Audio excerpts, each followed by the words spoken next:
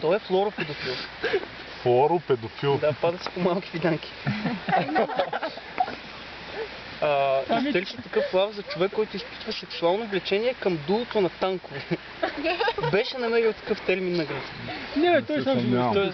питаме госпожата, госпожа, как Нали е танк? нали в малкото речем, че там ги търсиш тези неща? Не съмнявам се, че в малък речник ще има човек, който изпитва сексуално влечение към дула Това на танк. трябва да е в много голям речник, специализиран.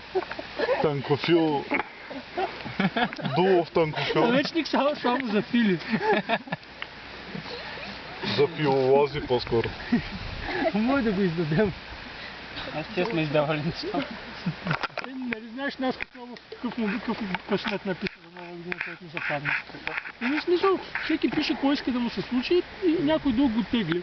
И на Манол приятелката беше написала, всеки пише здраве, късмет и някакви по-оригинални, на Манол приятелката написала концепцията на Пламен Карталов, понеже това го искали от университета. За курсовата работа ми не знам какво. Това ти се падна. Не, това се падна на Гаде. На мен ми се падна това, което Наско Славов написа, да издадем много книги. Много яко. Почва е речник на некрофила. Флоро некрофил, Танков некрофил, Фиданков некрофил, въобще е некрофили нещо. Мисля, че ако има картинки, ще продава повече. Със сигурност. Може да приключим диск. Ако има снимки, ще се продава направо като топъл хляб.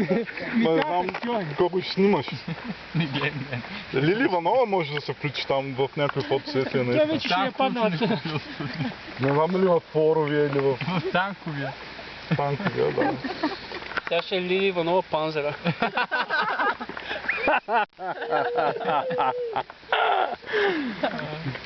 Обаче Кел предвидливо мълчи, докато снимам клипче.